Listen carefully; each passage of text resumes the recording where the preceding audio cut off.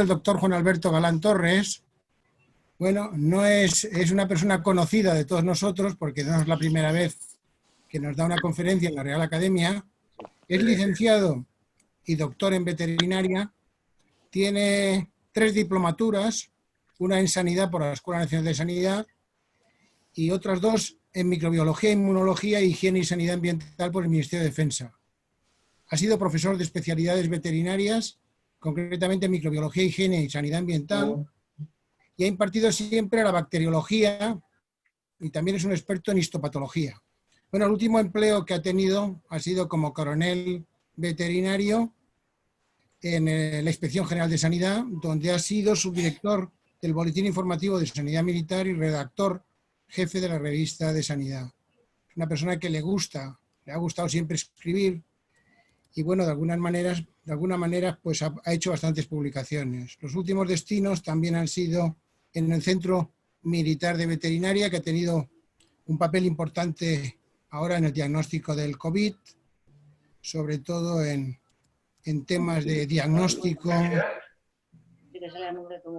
Ha recibido 2 premios importantes, el premio del Centro de Veterinaria Militar y el premio Gastón Ramón por la Academia de Veterinaria de Francia. Cierra la puerta, Rosa. Y ha escrito pues 4 libros, ¿no? 2 de Arthur Nicolaer, descubridor del bacilo del tétanos, y un hombre víctima de su tiempo, y uno de Gastón Ramón, el veterinario que revolucionó la medicina preventiva en los ejércitos, y de Calmet y Guérin, el triunfo de la voluntad. Bueno, entre otras actividades, diré que ha presentado artículos y comunicaciones científicas como primer autor en distintos congresos nacionales e internacionales. Ha sido colaborador del comité científico de la revista Histochemical Journal de la Universidad de Dundee, UK. Y luego, por último, diré que ha depositado pues 4 cepas originales en la colección española de cultivos tipo de Valencia. Bueno, y hoy nos va a hablar sobre las técnicas inmunoquímicas o inmunocitoquímicas en investigación y diagnóstico veterinario. Entonces le doy la palabra al doctor Galán y espero pues que se ajuste a los 45 minutos, como es de costumbre, en esta Real Academia, para luego tener pues una serie de intervenciones por parte de los académicos nacionales y vemos que hay muchos internacionales. Muchas gracias. Le doy la palabra, por favor. Muchas gracias, don Arturo. Gracias por la invitación. No te oigo bien, ¿eh? Ahora mejor. Sí, mejor ahora. A ver, un poco mejor, pero te tienes que ajustar el micrófono delante, sí. ¿Ahora mejor? Mejor. Vale. Pues decía que, bueno, pues atendiendo a la invitación que amablemente me hiciste en su momento para que participara, ya realmente soy reincidente en este foro, ¿no? En la que nunca había estado en situación de no presencial, pero bueno, las circunstancias son las que mandan. Y en este caso, pues quería, en fin, dirigirme pues a los académicos, señores y señores académicos, a los compañeros, amigos que han tenido la amabilidad de conectar a esta hora para escuchar un rato. Quería hablar, pues, de un tema que realmente me ha llevado una parte importante de mi quehacer científico profesional dentro de la milicia, dentro de la veterinaria militar. Y es el tema referente a las técnicas inmunocitoquímicas de utilización en investigación y diagnóstico veterinario. Pasa a la siguiente diapositiva, por favor. Bueno, antes de empezar a hablar de estas técnicas, pues quería hacer referencia a su utilidad, porque al fin y al cabo es para lo que se hacen y se desarrollan. Son relativamente, hasta cierto punto, relativamente recientes. Ya hablaré un poquito más adelante de un poco de historia sobre cómo se fueron desarrollando. La utilidad, fundamentalmente, es en el diagnóstico y clasificación de tumores malignos indiferenciados. También como marcadores predictivos y pronósticos de tumores, por ejemplo, receptor estrogénico, también, por ejemplo, el CERV2 o RD2, para carcinomas mamarios, que se utiliza mucho en medicina humana. También como identificación de agentes infecciosos en tejidos, parásitos, virus, bacterias, hongos, sobre todo la inmunofluorescencia, que me está hablando de esa técnica. Otro aspecto importante son las enfermedades hematológicas para la distribución de linfocitos B, linfocitos T, su diferenciación, marcadores de superficie, expresión de fenotipos. También, ya quizás más posteriormente, se ha venido utilizando mucho en clasificación de leucemias y de linfomas. Por ejemplo, la expresión del clúster de diferenciación de linfocitos, CD15, CD30, que son positivos, en el caso de las células de Red-Stenberg, del linfoma de Hodgkin, así como CD45 y el EMA, pues son negativos en el antígeno de membrana epitelial.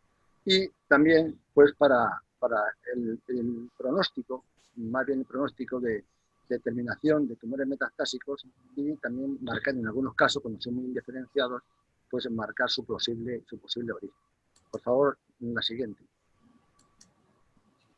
¿Se puede quitar esto de aquí?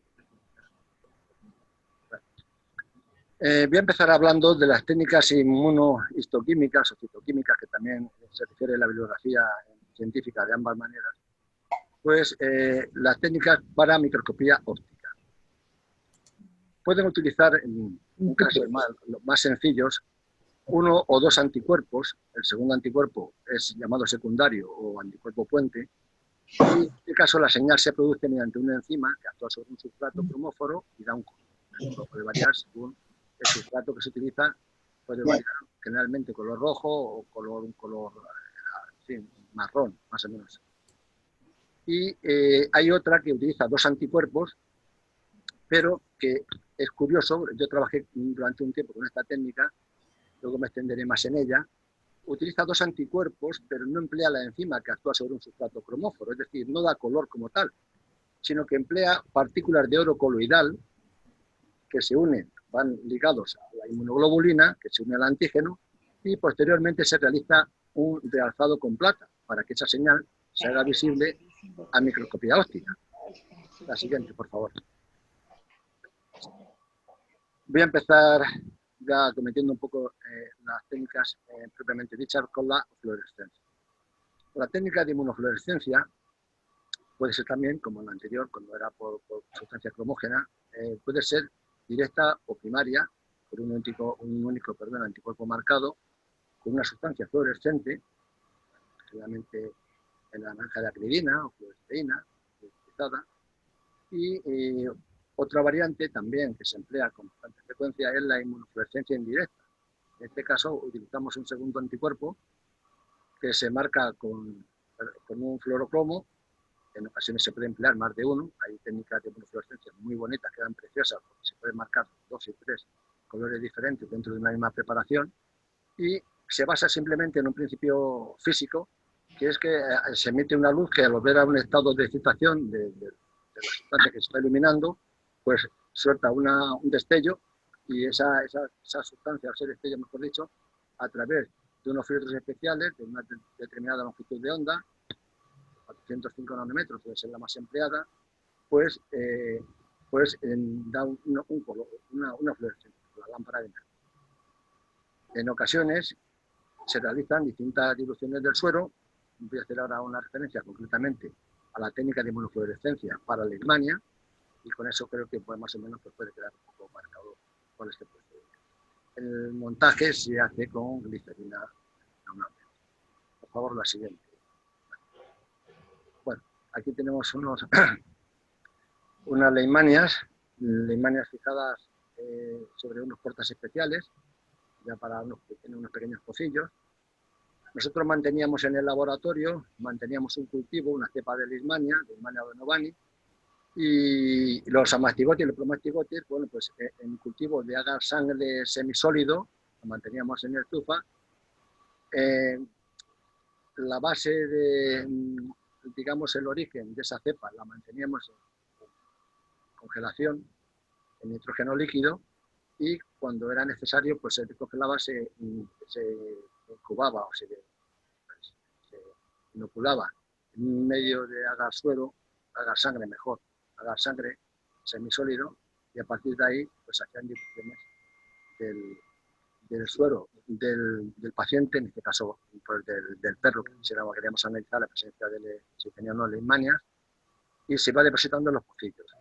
Luego la señal, como ven ahí, generalmente es una señal de color verde sobre fondo oscuro, de microscopio de fluorescencia con lámpara de mercurio, y quería decir ya desde ahora que estas técnicas tienen una relativa complejidad y requieren personal especializado y sobre todo que tenga ya una cierta experiencia en el desarrollo de estas técnicas. Se nota mucho problema, La siguiente, por favor. Bien. En cuanto a la inmunofluorescencia, tiene también aplicaciones importantes tanto en medicina humana como en medicina veterinaria. La inmunofluorescencia directa, el agente infectante o el antígeno celular o tisular, los cortes citológicos, en el caso, por ejemplo, de enfermedades autoinmunes como el lupus, el pénfigo, pues, he visto algunos casos de pénfigo en perros, cánidos, se fija e incuba con el correspondiente anticuerpo que está conjugado con un compuesto fluorescente. Esto también se utiliza, por ejemplo, para el virus del moquillo, porque no solamente se puede poner en manifiesto el propio virus como tal, como antes veíamos con el tema de la leishmania, sino que también se pueden ver pues, en células conjuntivales urinarias, en caso del moquillo, se puede ver una reacción positiva cuando se utilizan este tipo de técnicas. También, por ejemplo, para hemobartonelas en sangre.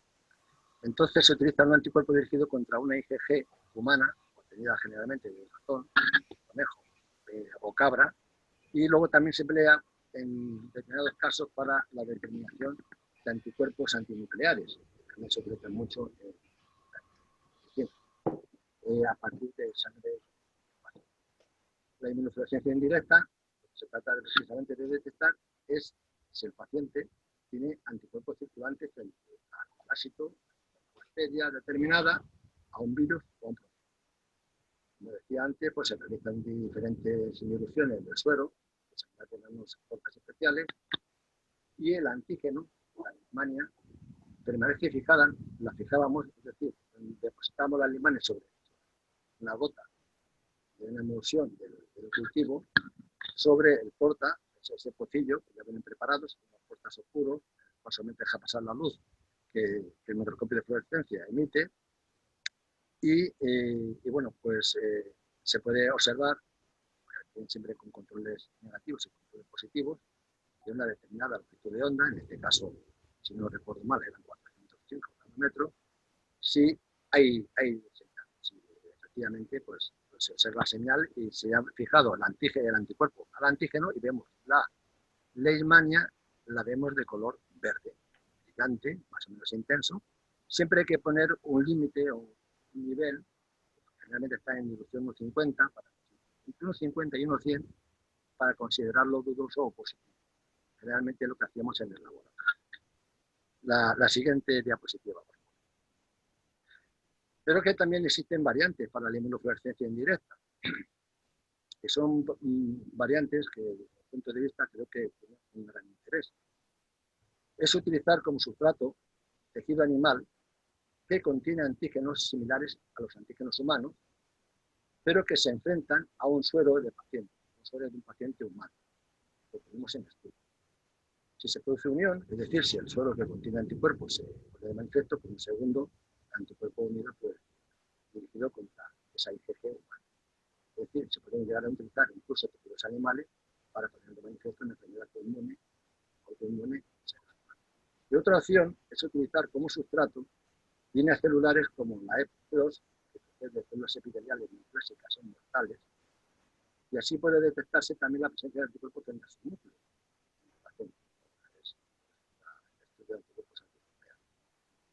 Estas técnicas tienen una alta sensibilidad, la especificidad es algo menor, y en todas se requieren controles positivos y negativos, tener ya, ya muy preparado, tener muy protocolizado el procedimiento y ser realizado por personal que lo haga con asiduidad. O sea, no vale, en fin, personas que no están muy metidas en estos temas, pues pueden hacer este tipo de diagnóstico.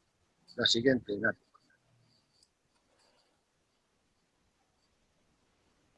La siguiente diapositiva.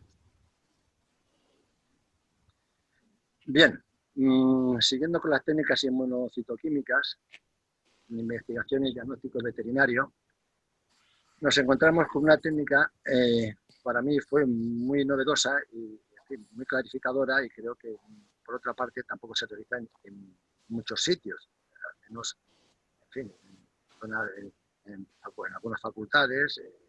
Yo concretamente pues, estuve en contacto con alguna universidad pues, alemana, inglesa, pero por supuesto la técnica y el desarrollo lo hicimos aquí en España, y lo hicimos en colaboración con la Facultad de Medicina de Alcalá de Henares, con la cátedra de histopatología, de la cual pues, aparte de tener pues, un grato recuerdo de aquellos años, la verdad que yo creo que llegamos a buen fin cuando pusimos en marcha estas técnicas.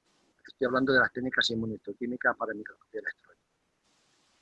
En el caso del microscopio electrónico, para microscopía electrónica de transmisión, se utilizan partículas coloidales de material muy electrodenso, porque es lo único que reconoce que podemos visualizar en la pantalla del microscopio electrónico.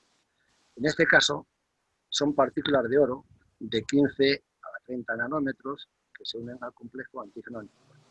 Bien es cierto que se pueden utilizar de otros diámetros, de otros tamaños de partículas de oro, pero cuando yo puse en marcha estas técnicas, lo más empleado eran 15 o 30 nanómetros, que se unían a ese complejo antígeno-anticuerpo, y bajo la preparación ultrafina de un corte histológico para la microscopía electrónica, se podía visualizar ya a nivel ultraestructural, a nivel citoplasmático, pues, ciertas características de las células de las cuales luego hablaré.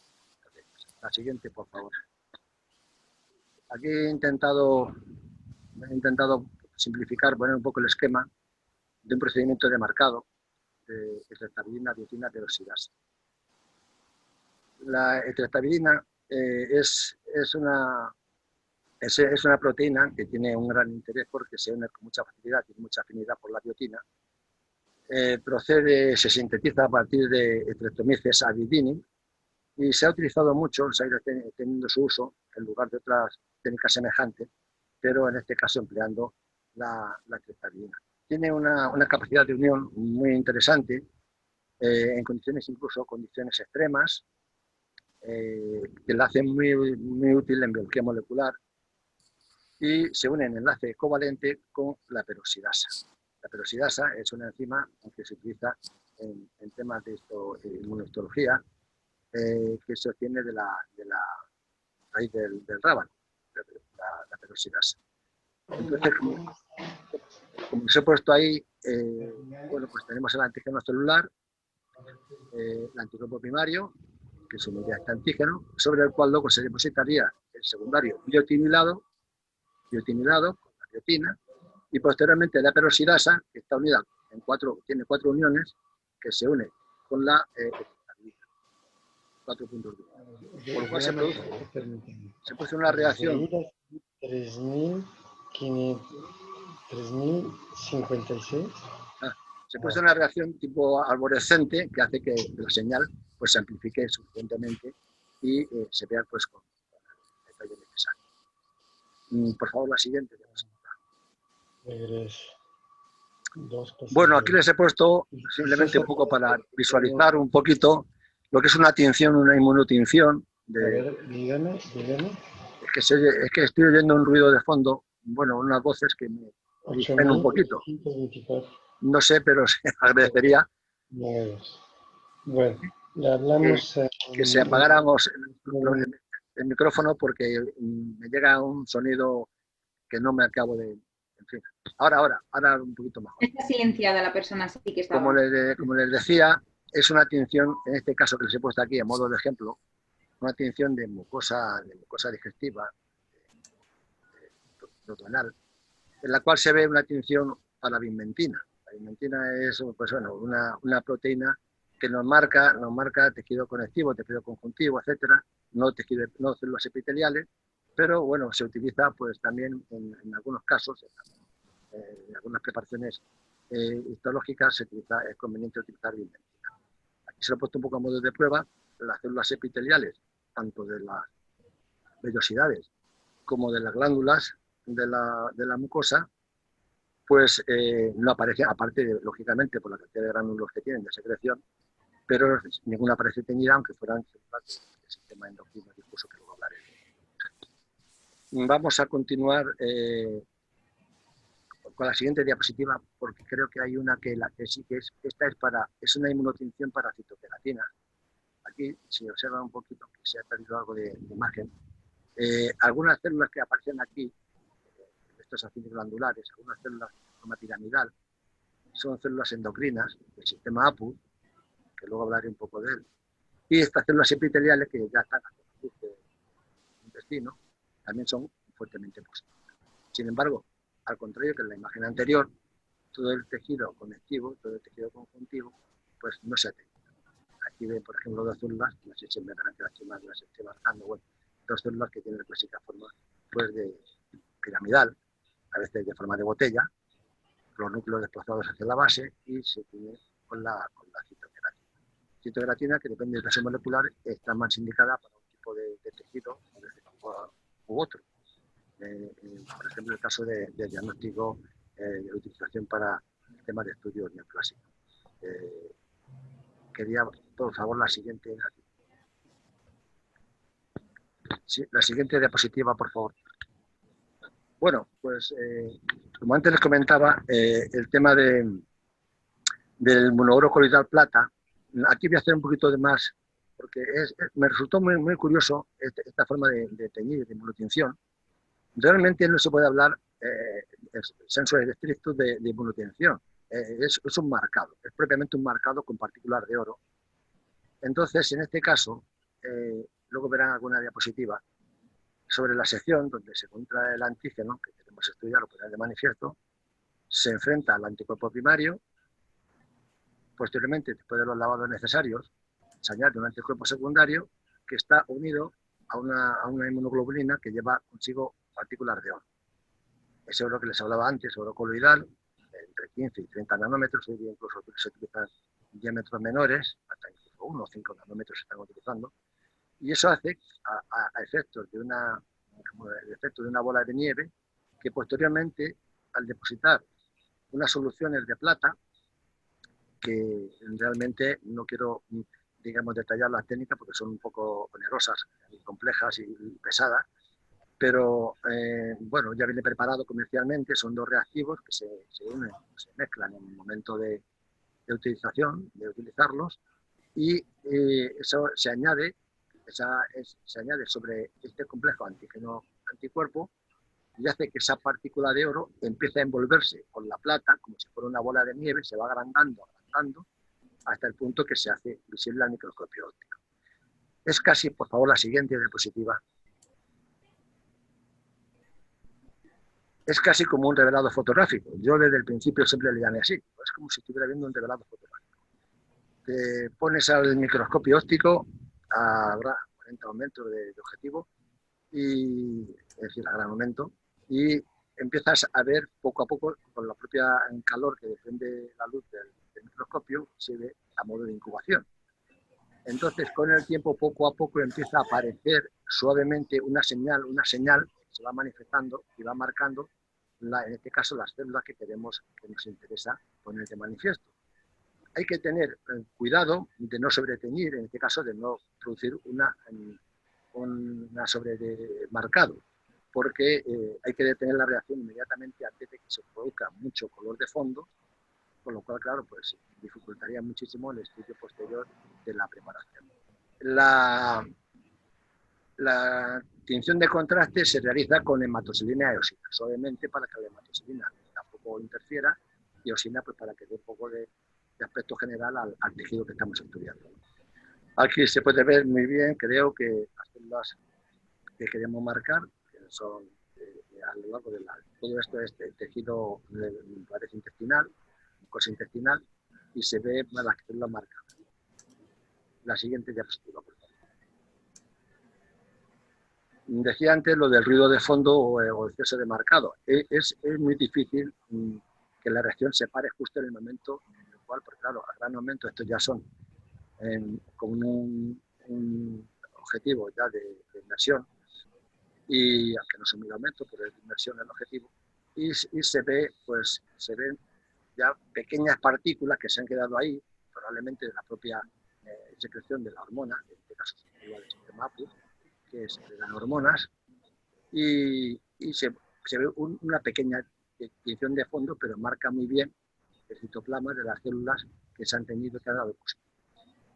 La siguiente, por favor. Y ahora vamos a ver a continuación otra preparación, esta vez incluso 1000 aumentos.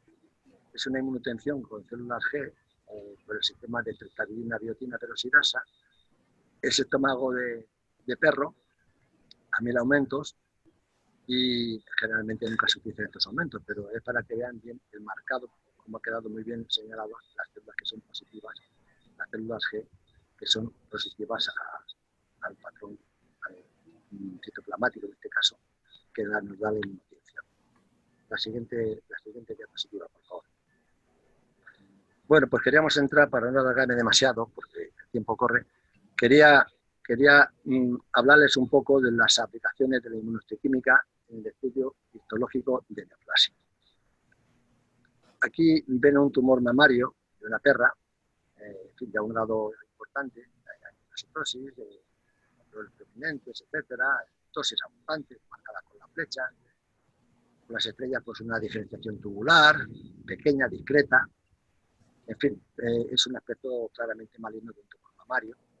Y para este estudio de la neoplasia, pues los animales digamos, perro y también el gato, la gata hasta cierto punto, pero sobre todo la perra, los animales, pueden ser pues un patrón de referencia pues para el estudio de la patología humana y patología comparada, tumores mamarios de la mujer y de las hembras domésticas. La siguiente. Bien, ya metiéndonos un poquito más en materia, quería hablarles de paneles de anticuerpos que se utilizan en inmunohistoquímica o inmunocitoquímica para poner de manifiesto el grado de malignidad, agresividad, estadio, en fin, la intranquilidad que muestra un determinado tumor en un momento de cara pues, al diagnóstico, sobre todo al pronóstico, de cómo se comportará en ese paciente el tumor en concreto. Recuerdo incluso el caso, es un adenocarcinoma de una gata. La gata suele tener un alto porcentaje, como saben ustedes, de tumores mamarios malignos, y aquí la inmunotinción fue con un antígeno, al poner de manifiesto un antígeno, el Ki67. Ki67 se ha utilizado mucho, tanto en patología humana como veterinaria, muchísimo, porque nos da una clara idea de cómo se va a comportar ese tumor. Aunque tenga pequeño tamaño, aunque en principio su patrón no haya una displasia grande, mejor dicho, que esté más o menos diferenciado, pero en este caso sí que nos da un patrón de proliferación nuclear. Es decir, este anticuerpo que fue desarrollado ya pues, hace ya unos años, en los años 80, por mujeres y colaboradores, la denominación de Ki67, aquí viene pues del alemán, de la capital del Estado federal, lo tengo aquí anotado, de Lewin-Holstein, en el norte de Alemania, junto al Báltico, y 67 pues hace referencia pues al número de pruebas que se hizo a lo largo del proceso de producción de este anticuerpo. También se le denominó antígeno Ki67, tanto al antígeno como al anticuerpo, Gerdes y colaboradores en aquellos años le denominaron Ki67.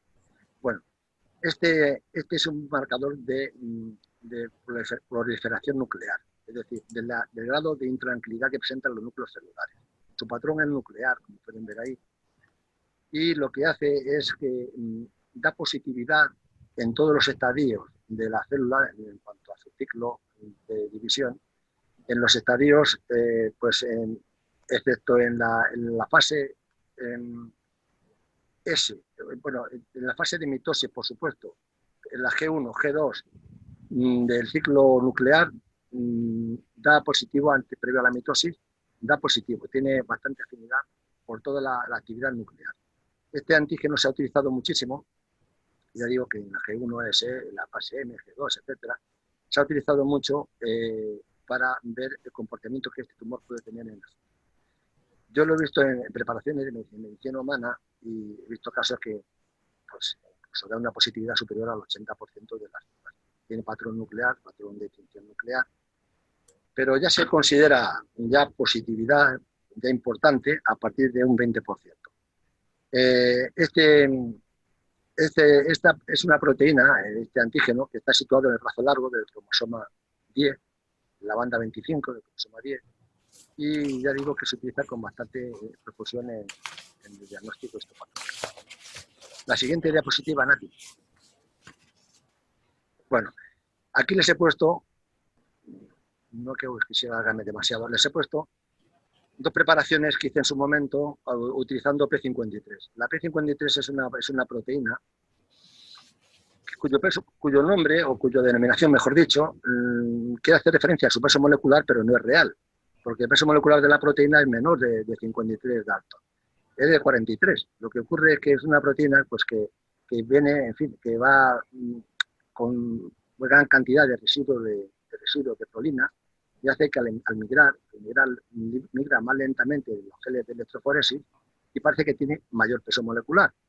Pero bueno, aparte, dejando de lado estas consideraciones bioquímicas, lo que sí nos dice la P53, que se utiliza muchísimo, también es de referencia, es como, podríamos decir, es el guardián molecular del genotipo, del genoma, mejor dicho, del genoma.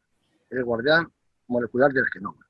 Esta proteína realmente regula el crecimiento y el daño celular, lo repara siempre que le es posible, y es un supresor, y esto es muy importante, un supresor de la proliferación de células tumorales, previendo la transformación celular, hasta el punto que el 50% de los pacientes cancerosos tienen esta proteína mutante.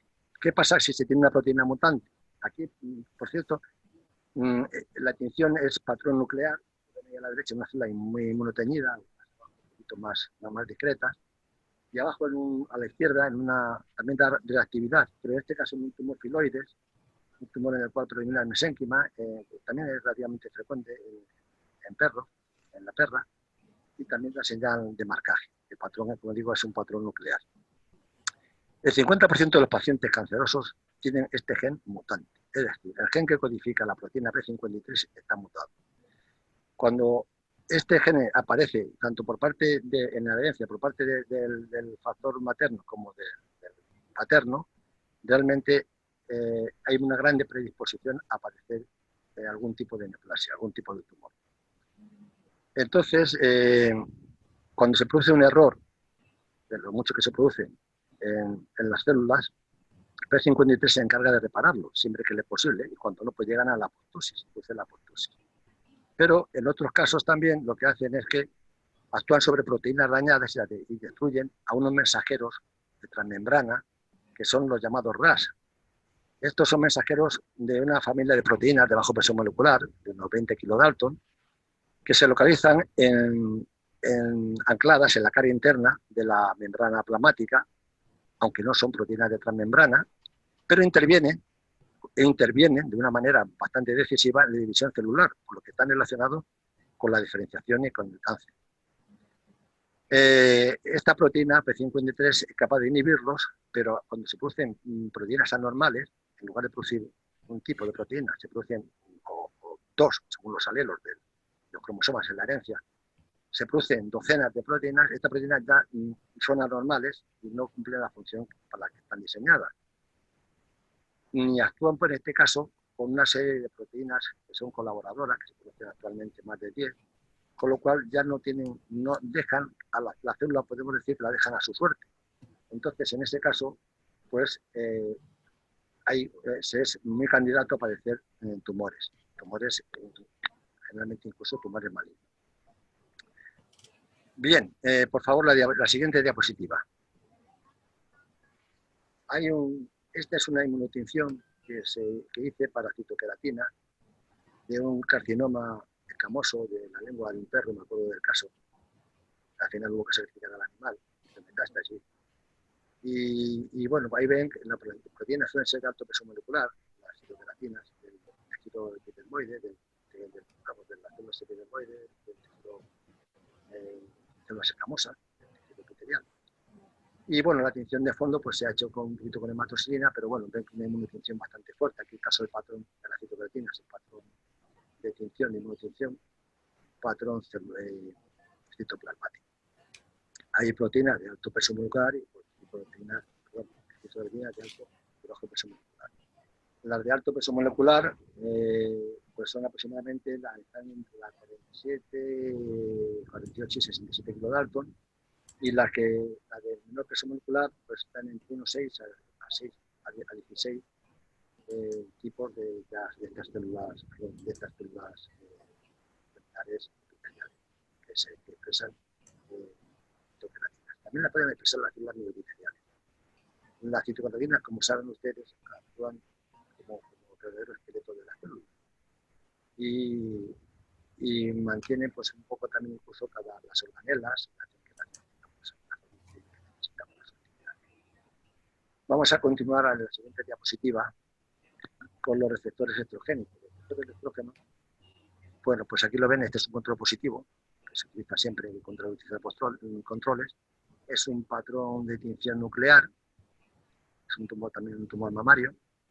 Y los receptores de progesterona y estrógeno son muy importantes para, en fin, un poco predecir o dar pronóstico a la patología neoplásica, tanto en humanos como en animales, pequeños animales, porque una alta expresión de estrógenos puede tener, en fin, un mejor pronóstico que cuando el niño aparece tanto para progesterona como para los propios estrógenos que se preparan en el ovario, se utilizan también para ver el grado de malignidades y sobre todo, aparte de la malignidad que expresa el tumor en sí, si eso no es susceptible de cierto tratamiento, digamos, antitumoral, cierto tratamiento antiestrogénico, como es el tamoxifeno. El tamoxifeno es un esteroide que está basado en el difeniletileno y es difeniletileno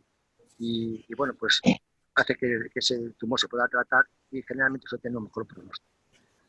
Esto se utiliza tanto el de progesterona como el de estrógenos y el que voy a hablar a continuación, que es el CRP2 o R2, se utilizan mucho ahora en veterinaria, se empiezan a utilizar para hacer patrones un poco de comparación entre la patología mamaria humana y la patología mamaria de pequeños animales, en el caso de la perra y de la gata. Hace unos años, estos marcadores, como otros, casi todos los que hemos estado hablando hasta ahora, había que utilizarlos en cortes en congelación. No eran susceptibles de utilizar en inclusión en parásita. Y sin embargo, posteriormente, en ya en las últimas décadas, pues ya se han venido utilizando, los laboratorios han venido desarrollando pues un tipo de tinción para preparaciones que proceden de inclusiones en parásita. Y además previamente fijadas en formol. Creo que con anterioridad la referencia eran los cortes en congelación. Es un aplicador que solamente actualmente hay que utilizarlo, como otros también, y presenta complicaciones a la hora de manipular estos tejidos para hacer la inmunotinción, porque se necesitan, y en el caso de PI67, fundamentalmente, se necesita desenmascarar el antígeno. Desenmascarar el antígeno es hacer un tratamiento previo en la sección histológica, en la sección del tejido, para que el anticuerpo pueda reconocer y pueda unirse al antígeno convenientemente a efecto de que dé una posterior señal. ¿Esto qué es lo que hace? Pues mayor afinidad, nos da menor coste, mayor dintel de positividad, se ve con mayor facilidad, se pone de manifiesto el antígeno que queremos estudiar. Pero por otro lado, tiene un inconveniente desde el punto de vista, porque yo lo he trabajado y lo he manipulado, estas preparaciones, porque tienen tendencia, es decir, el tratamiento que hay que hacer para desenmascarar el antígeno es un tratamiento realmente, en fin, agresivo. Agresivo hasta tal punto que a veces pues, tiende a separar los cortes citológicos de los cristales, de los portas. Bien es cierto que ya vienen portas preparados, se venden así, o pueden preparar dentro de una sustancia adhesiva, un pegamento para utilizarlo, pero aún así el tratamiento es tan agresivo, estoy hablando de calentar los cortes pues, en una olla a presión, por calor, en un microondas, no digamos, por supuesto, a veces incluso en un baño María, pero bueno, son los menos. Otra forma de quitarlo, ponerlo de manifiesto es la tripsina, utilizarlo pues para hacer como, en fin, un poco ponerlo de manera que se puedan poner de manifiesto. Y ya para terminar en este panel de anticuerpos, la siguiente, por favor. Pues aquí vemos un patrón de tinción diferente a los anteriores, que es un patrón de tinción de membrana celular. Lo que ven a la izquierda y a la derecha, el de la izquierda es un control positivo para una metástasis ganglionar de un carcinoma mamario canino, y el de la derecha es un carcinoma mamario humano, la reactividad es menor, pero bueno, se ve que el patrón de membrana. El CERV2 también se utiliza mucho en el caso de patología comparada de pequeños animales y de la mujer, porque este es un protooncogen. El CERV2 se comporta como un protooncogen y entonces a veces es de mal pronóstico un CER2 o un CERV2 positivo. Entonces esto se viene utilizando en paneles de anticuerpos también ahora para hacer lo que yo decía anteriormente, pues un estudio comparado de ambas patologías, en ambas especies. Ya vamos a pasar a otro aspecto de la inmunohistoquímica, por favor, la siguiente diapositiva. Esto es lo que les hacía yo referencia anteriormente. Aquí simplemente he puesto aquí un diagrama de una publicación que hicimos no hace mucho, en el cual se ve que dice expresión inmunohistoquímica, receptores de estrógenos o receptores de progesterona. Si es negativo, generalmente en tumores que son de tipo no luminal, es decir, que la célula epitelial no es la célula propiamente del lumen de la cine glandular del conductillo, sino que es célula epitelial, o del tipo luminal, cuando es positiva, luego a partir de ahí se aplica la expresión inmunohistoquímica del CER2. Entonces, el CER2 y la gelatina nos marca diferencias entre los tumores basales, los luminales que pueden ser A o B, sea positivo para el CER2, etcétera. Es decir, es un intento, porque realmente es un intento de aproximación a la patología comparada y a ver otras opciones que no sean la histología tradicional. Es decir, de ver simplemente el corte histológico, se va en el aspecto de la célula, la de invasión, se afecta a la membrana basal, etcétera. La genética propiedad de la actividad. La siguiente, vamos a pasar radicalmente ahora a la inmunohistoquímica electrónica. Ya con esto termino, porque no quiero alargarme demasiado. Entonces aquí les he puesto una sección semifina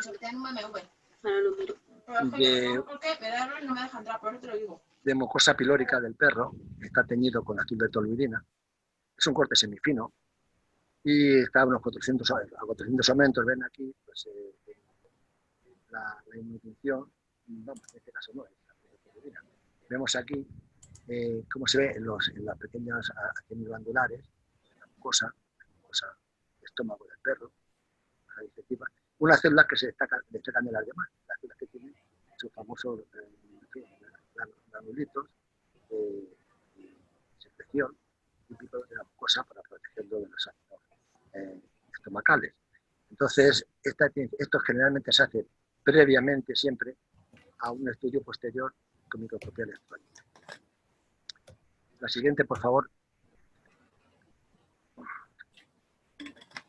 Bien. Vamos a ver. Bien. Hicimos un estudio hace ya unos años, sobre la célula, las hormonas. Hay un sistema endocrino difuso, que es el llamado sistema APUD. El sistema APUD lo constituye una variedad de células endocrinas, que se podría traducir, es aminoprecursor state de carboxylation, que es captación y decarboxilación de precursores de grupo amino.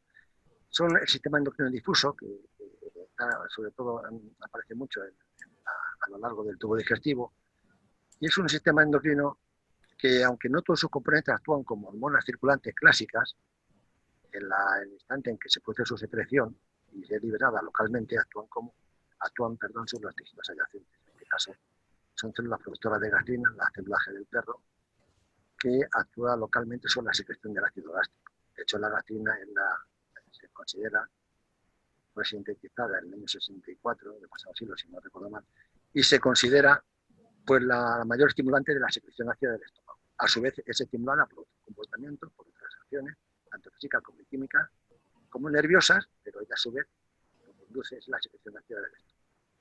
Entonces hicimos un estudio sobre estas células productoras de gastrina. Aquí a la derecha ven un corte histológico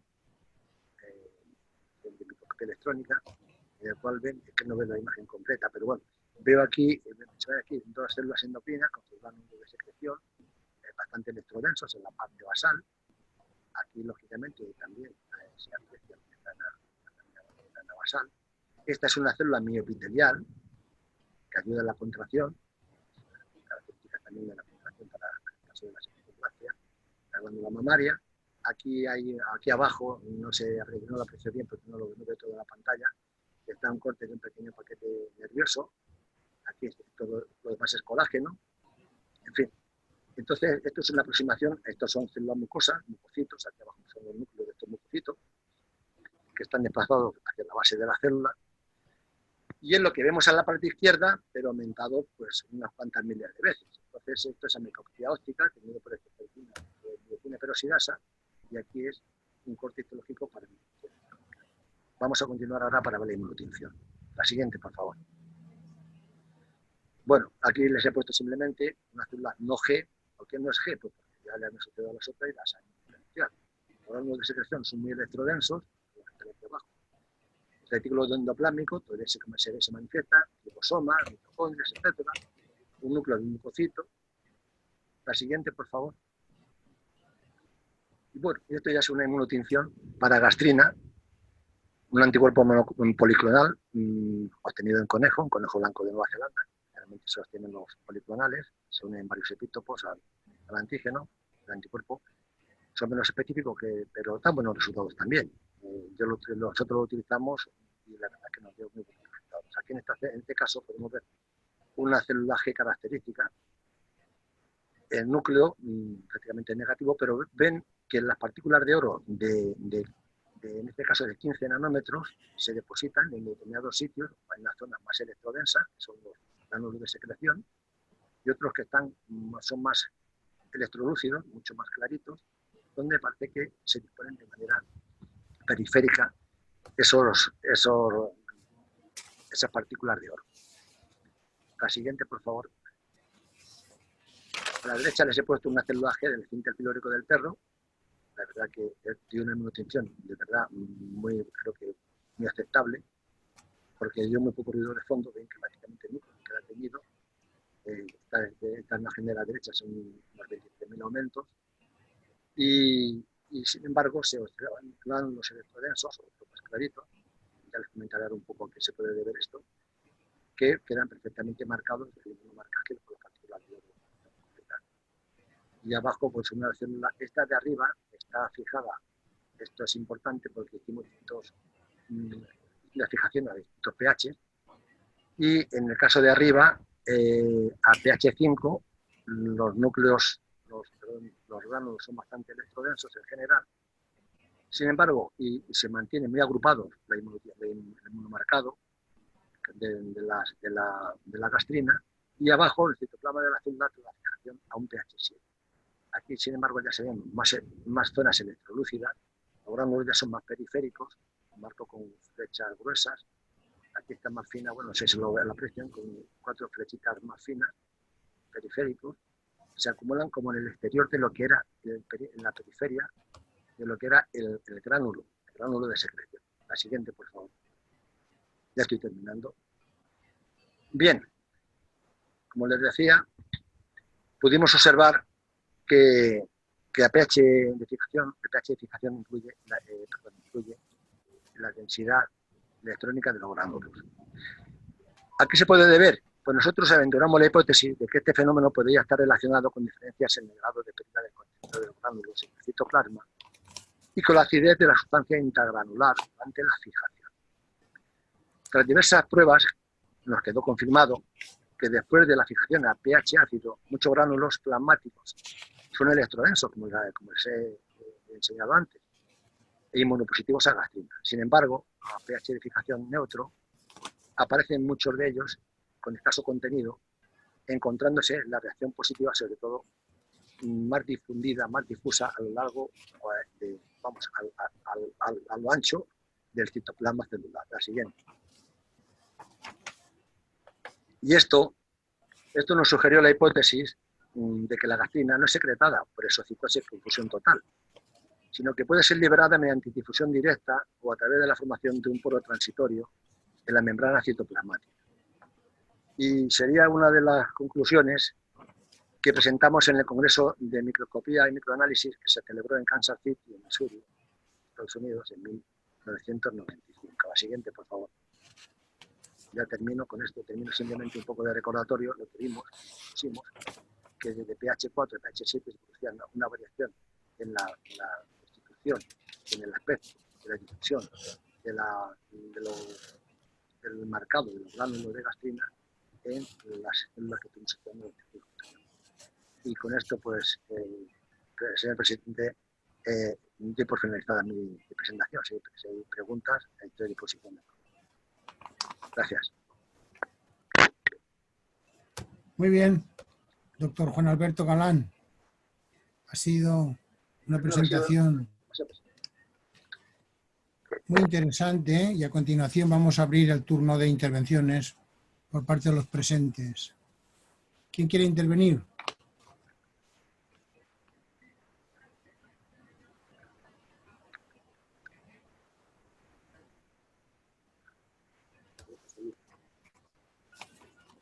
Parece que la gente no está muy animada a intervenir. Perdón, si se me permite la palabra, señor presidente. Sí. Carlos Vega, desde la Universidad Autónoma de Querétaro, en México. Hola. Una pregunta que siempre me causa mucha preocupación en las pruebas de inmunocitoquímica es la fijación. Creo que parte del punto lo cubrió usted con el tema del pH, pero muchos de los tejidos que llegan fijados con sustancias que luego parece que lo que hacen es perjudicar el antígeno y las pruebas de inmunocitoquímica no funcionan. No sé si nos pudiera usted ilustrar o comentar algo al respecto pues sí, de qué sería lo recomendable. Bien, pues yo le digo en mi experiencia y en fin, y aparte luego por lo que he ido, creo que se me oye, ¿no? Se me oye. Por lo que he ido viendo a lo largo de estos años, le puedo decir algo que ya seguramente sabe desde un principio. El formol tiene graves inconvenientes. Tiene inconvenientes como fijación a las proteínas, sobre todo a la disposición primaria de las proteínas, etcétera. Pero es el fijador de referencia. Hoy por hoy es el de referencia. Yo se lo puedo decir en mi propia experiencia. He utilizado otros fijadores. Y ni de lejos da el rendimiento que da el formol. Pero el formaldehído, también desde mi punto de vista, hay que utilizarlo por lo menos de la manera que ya dicen, incluso la bibliografía se relata para estas técnicas, que son no utilizarlo a alta concentración, es decir, en solución acuosa 4 o 5% es lo recomendable. Hay veces que me venían las fijaciones en formol al 10% y eso ya no es recomendable.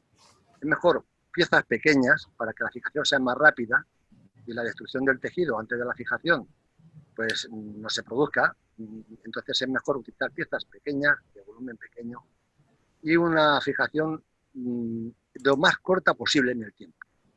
Y el formol que no sobrepase. El formol también hay formol también que hoy día ya viene muy purificado y también incluso para microscopía electrónica también se hace un tratamiento previo cuando utilizamos araldita o nitril, pero sobre todo tiempo de fijación y concentración del formol.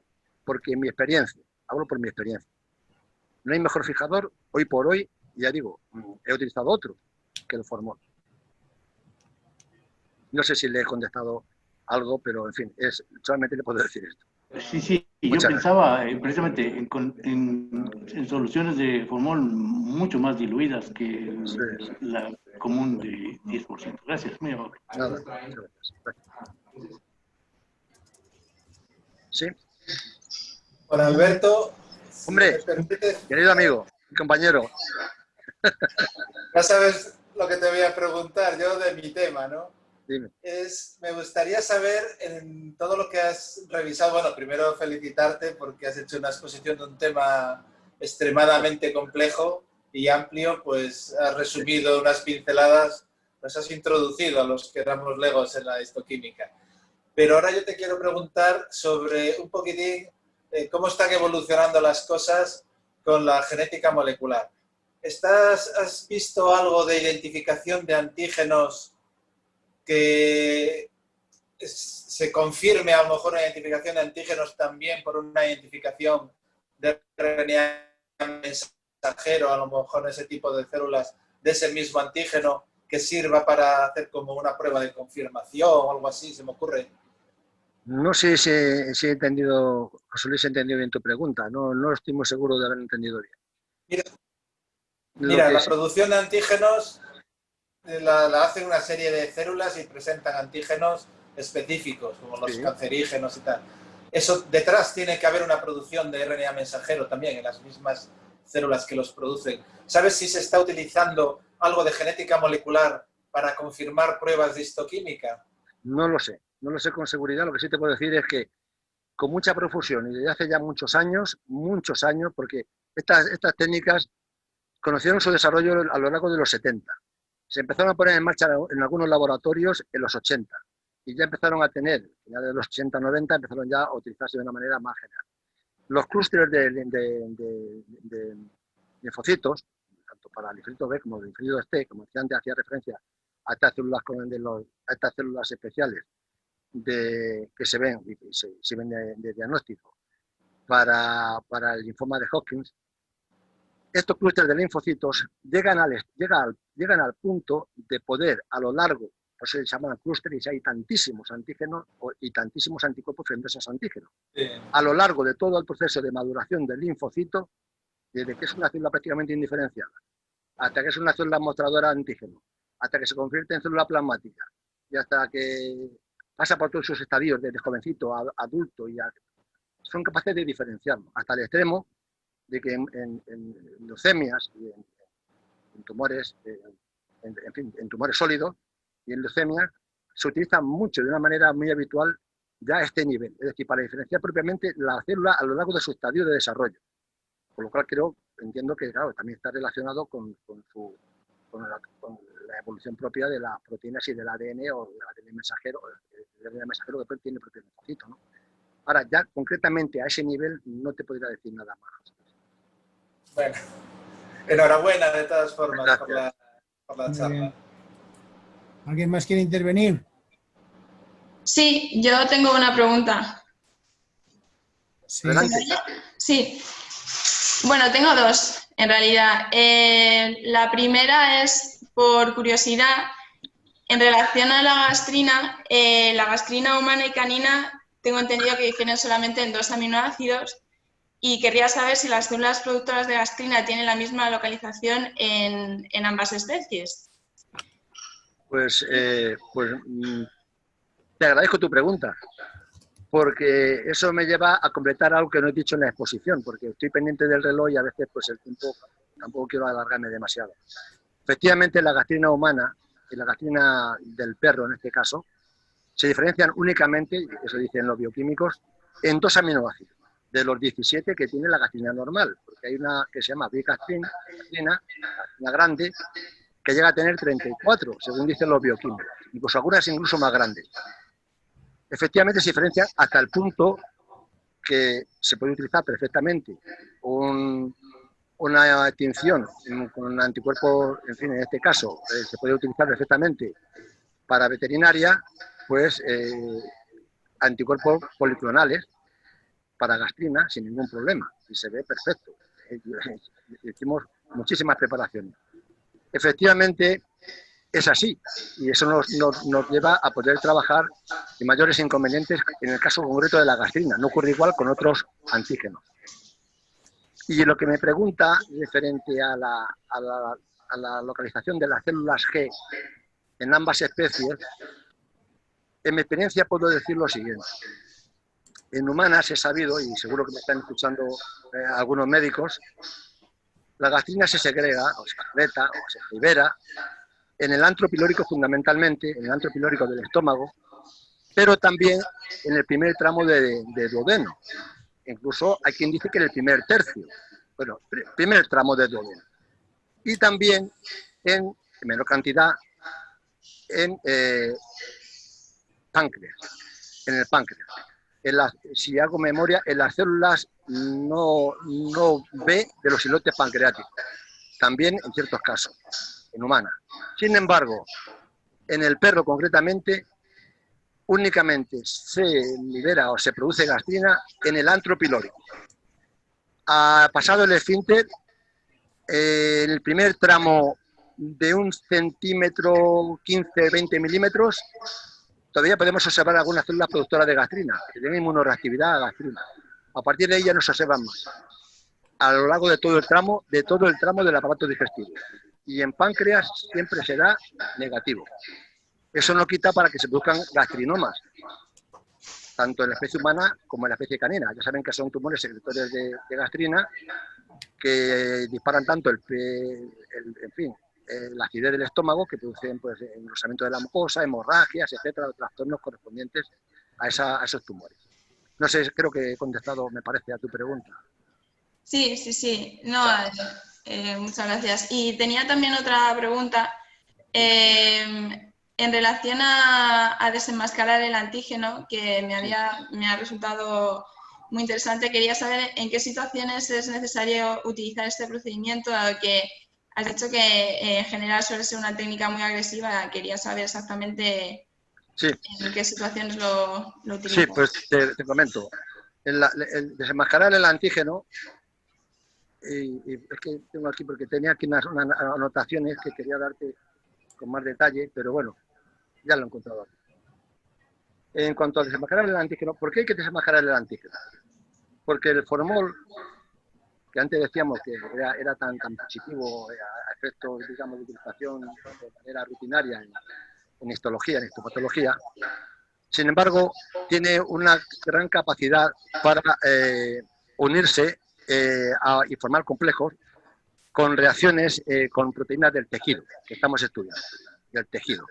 Entonces, estas reacciones son fundamentalmente enlaces de tipo cruzado entre el formol y las proteínas, los aspectos colaterales de la proteína. Me estoy viendo a mí mismo y me despisto un poco porque oigo como una especie de eco, me parece, pero bueno, continúo. Las soluciones acuosas de formaldehído forman metileno. Y el metileno hidratado reacciona con una gran cantidad de cadenas laterales de proteínas, sobre todo en la función de las proteínas, digamos, en la formación, digamos, primaria como tales proteínas, así, no ya la secundaria o espacial o terciaria de unión con otras proteínas. Entonces, esas cadenas se unen lateralmente, sobre todo aquellas proteínas tisulares, se ha visto, dicen los bioquímicos, que sobre todo con aminoácidos que tienen cisteína, lisina, histidina, tirosina, son las más proclives a que haya esos enlaces laterales con el formol. Y esto hace que en algunos casos pues, se produzcan y mascaren, dificulten la observación de muestras patológicas. Entonces, estos lugares, porque ocultan, dificultan esos enlaces, hacen como velo para que sobre esos lugares de unión donde se tendría que unir, valga la redundancia, el anticuerpo al antígeno, queden enmascarados. Esos epítopos quedan enmascarados. Y como consecuencia, pues se puede producir, aparte de una disminución de la señal, se pueden producir incluso falsos negativos, como a veces también se producen falsos positivos, porque es un tema, de inmuno ya decía al principio, que tiene que ser personal muy habituado a hacerlo y, en fin, que tenga pues una base para ello. Entonces, estos enmascaramientos también se producen a veces como consecuencia, no quiero alargarme demasiado, pero bueno, voy a sintetizar, como consecuencia de la formación de complejos de calcio. Esos complejos de calcio hacen que se modifique en la conformación de las proteínas. ¿Para ello qué utilizamos? Pues para ello se puede utilizar el ECTA, por ejemplo, que es un quelante del calcio, como sabe. Entonces poder retirar el calcio, poder secuestrarlo y dejar que el tejido quede más manifiesto, más receptivo de cara a los anticuerpos. También puede producirse una variación en la carga electrostática, que también es importante en las inmunofunciones. Es decir, actúa de diferentes maneras. Y parece ser que esas modificaciones proteicas se producen en la estructura, como decía antes, la estructura primaria de las proteínas, siendo menos relevantes en otras alteraciones, la secundaria, terciaria, etc. Y es lo que puedo comentar sobre esto. Perfecto, muchas gracias y Gracias. enhorabuena por la presentación. Muchas Ha sido muy gracias. interesante. Gracias, Laura. Muy bien. ¿Alguna participación más? Hay muchos especialistas en medicina interna.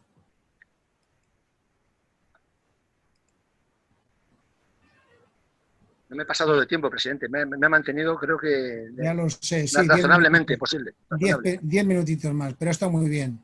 Bueno, Ha merecido la pena. vale, me alegro. Muchas gracias. Pues si alguien se anima, si no, pues yo, en fin, no sería yo. Si tiene alguna Quisiera otra que se pregunta. animara más gente, ¿no?, a participar. Creo que, perdonad, pero creo que Jesús me parece que está intentando hablar Jesús Berlanga, ¿no? Jesús Berlanga, sí, ¿no? y tiene el micrófono silenciado. Sí, me da la Ah, sí. impresión que quiere, pero tiene silenciado, sí. ¿Se me Ahora- oye? ahora sí. Ahora sí, Jesús. Ahora sí. Muchas gracias, doctor Galán, por tu esta explicación. Aunque últimamente yo he visto que, sobre todo en la última respuesta, creo que ha respondido con suficiencia lo que iba a preguntar. Pero sigo insistiendo, ¿es siempre necesaria desenmascarar el antígeno en las secciones histológicas incluidas en parafina? Bueno, pues es verdad que a lo mejor no lo he contestado suficientemente.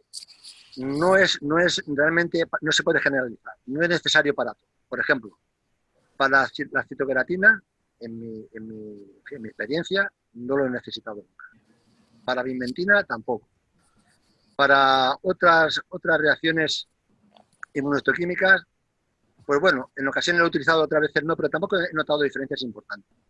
Pero hay algunas que son muy necesarias, ya te lo dicen los comerciales cuando te llevan el producto, te llevan el reactivo y pues lo que dice la bibliografía. Por ejemplo, es paradigmático para mí y me ha dado a veces muchos quebraderos de cabeza el X67, porque el X67 hay que utilizarlo necesariamente. Y además es muy importante, es decir, trabajar con ese antígeno es muy importante. Y claro, hay que desenmascararlo. Y ahí viene el problema, aparte de que las técnicas estas son largas, onerosas, y la verdad que son, y llevan mucho tiempo, porque de verdad, y todos los pasos son muy, muy importantes, no hay ninguno que te pueda saltar.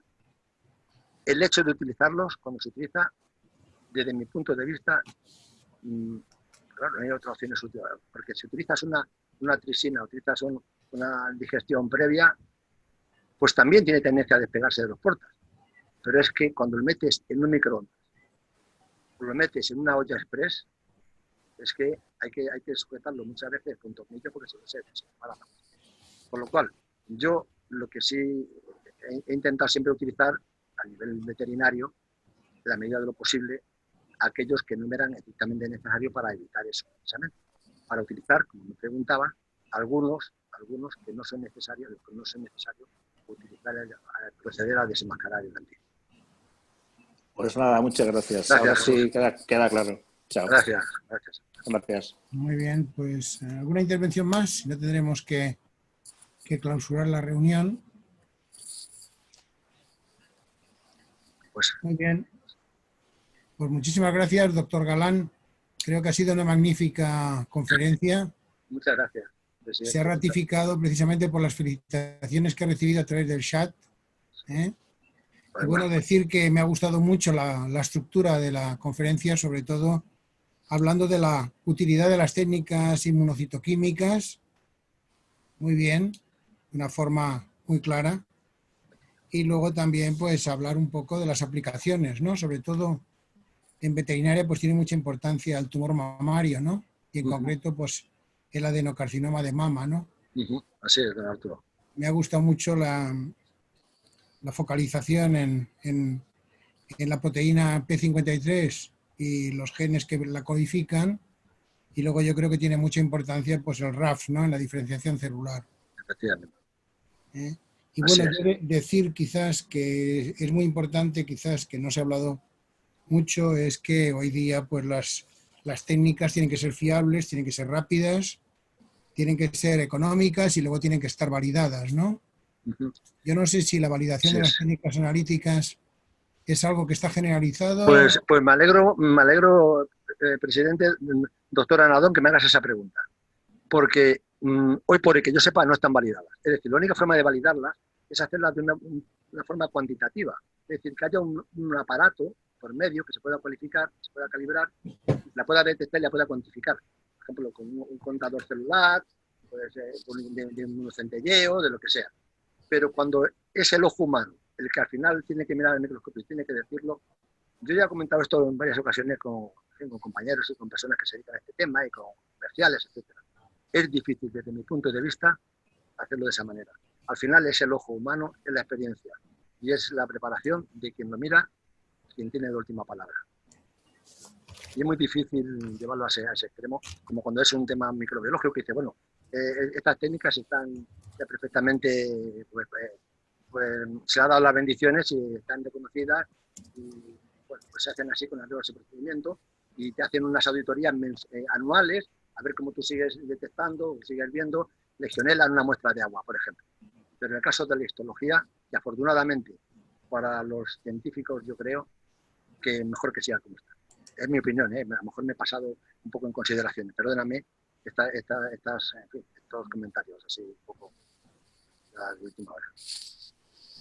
Muy bien, yo considero que es muy importante la validación porque si no tenemos técnicas validadas, pues la fiabilidad y la reproducibilidad pues es difícil de obtenerla, ¿no?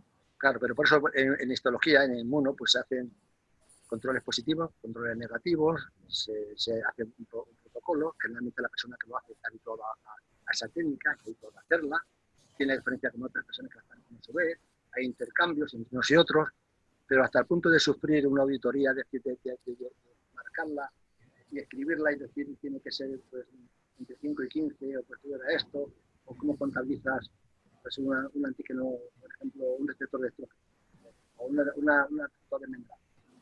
¿Cómo lo cuantificas para que eso esté validado, digamos, oficialmente por una compañía o una empresa que viene a validarlo todos los años y que, bueno, pues que sí, pues está bien. Yo tengo varias técnicas validadas cuando estaba en el laboratorio para bacteriología, pero hoy por hoy para histopatología, que yo sepa al menos, en mi modesta opinión, además creo que no es, y además incluso pues tampoco pasaría nada. Es decir, se están haciendo diagnósticos y diagnósticos están funcionando. Muy bien. Y como ha presentado pues muchas diapositivas en comparación pues con humanos, lo que sí quisiera decir es que en humanos el diagnóstico laboratorial pues es algo común, ¿no? En veterinaria no es que sea común, en veterinaria hay una limitación económica porque todavía son los diagnósticos un poco son reactivos elevado, ¿no? Son reactivos caros y el coste es... Pero yo creo que bueno, que esto tiene que ser algo que sea común, el hacer diagnóstico clínico apoyado por un diagnóstico laboratorial, ¿no? Efectivamente. Generalmente se hace en laboratorios. Saliendo un poco del tema, en los temas de antibioterapia hoy día es imprescindible, ¿no? Hacer un diagnóstico clínico y hacer un antibiograma, ¿no? Sí, sí. Es prácticamente, sobre todo, para aquellos antibióticos que son de importancia crítica para los humanos, ¿no? Nosotros hacíamos sistemáticamente antibiograma en todos los aislados que hacíamos en el laboratorio del Centro Militar de Veterinaria. Por sistema hacíamos siempre antibiograma, cosa que, como tú bien sabes, no se hace de manera rutinaria en medicina humana. Muy bien, pues nada más felicitarte de nuevo y esperemos otra intervención. Bueno, muchas gracias, don Arturo, siempre a tu disposición. ¿Puedo intervenir un momentito? Soy Laura Peña, de la Laura, sí. Hola, bueno, es que no quería intervenir antes, pero solamente quiero decir que están estandarizadas las técnicas, la mayoría de ellas, que nosotros las hacemos de rutina en el hospital, casi, porque además es verdad que hay una limitación de dinero, pero la gente paga, y paga bien. Así que, bueno, animo a todo el mundo a que si quiere que nos envíen muestras y hacemos lo que haga falta. La mayoría de las técnicas sí se estandarizan, Primero el anticuerpo viene estandarizado o viene validado por la casa comercial y si no, pues se hace. No, pero perdóname, Laura, no, pero no me refería yo a eso. No, por supuesto que vienen estandarizados y vienen por la casa comercial que se responsabiliza de ello. Yo digo en cuanto al hecho clínico, al hecho profesional de hacer el diagnóstico que está viendo el microscopio. Eso no puede estar estandarizado nunca. Está estandarizado, no. Está estandarizado, hay varios papers en medicina veterinaria. Es una discusión que podemos tener en otro momento. No se trata de Pero no, una discusión en el sentido anglosajón de la palabra. Aparte que valorar, el coste sigue siendo, hoy día sigue siendo elevado para su utilización general en medicina veterinaria, a no ser que hayan bajado mucho, no sé, últimamente. No, pero de verdad que lo hacen y pagan los dueños y tan ricamente. Sí. Oye, si la universidad también está para eso, efectivamente. Sí, Laura, pero nosotros nos referíamos a la validación de la técnica analítica, ponerla a punto. También se hace. Esto es muy importante, sí. También lo hacemos, ¿eh? Entonces, los criterios de validación si no, todo lo que hemos publicado no vale, porque si no está validado, o sea, está todo lo hacemos antes y está todo, porque es que si no... Mira, perdóname una cosa. ¿Cómo validas tú un resultado positivo para Leishmanias a unos 50 o a unos 100? Dime quién te lo valida. No se está validando ni medición humana. Perdón, es que tenía el micrófono. A ver, yo creo que no vamos a entrar ahora en detalle de cómo se hacen estas cosas, pero se hacen. De hecho, las hacemos. Y no, si yo lo único que quería comentar es que en medicina veterinaria que sí que hacemos estos marcadores y los hacemos de forma rutinaria si los paga el propietario y en muchos casos lo paga. O sea que es verdad que hay una limitación económica y que ahora con la crisis que viene pues no vamos a poder de ninguna manera a lo mejor obtener lo mismo que obteníamos antes, pero que sí que se hace, vamos. Sí, Laura, lo único es que... Estamos de acuerdo todos, yo creo. Está bien, están validadas. Es que daba la impresión de que era todo como, no sé, que sí, que están validadas, que se hacen, que hay algunas que son para investigación, que esas no las hacemos de rutina, pero tenemos un panel muy amplio de anticuerpos de apoyo a todos los clínicos para marcar tumores o para lo que haga falta. Solo quería Muy bien, pues gracias por eso. la puntualización. Y quizás es motivo de otra sesión, ¿no? En cuanto a validación de técnicas analíticas, sobre todo en el campo de la inmunocitoquímica, ¿no? Pues bien, pues entonces si no hay ninguna intervención más, vamos a clausurar. Y bueno. Vale, muy bien. Pues hasta el próximo día y bienvenidos a todos, ¿no? Me alegro la gente que ha conectado del otro lado del Atlántico, ¿no? Y que han seguido bien la... Gracias a todos los que han asistido y muchas gracias por la asistencia y bueno, hasta la próxima ocasión. Muchísimas gracias y muchísimas gracias por la participación. Saludos. Y por la conferencia. Muchos saludos a todos. Adiós. Saludos. Adiós, buenas tardes.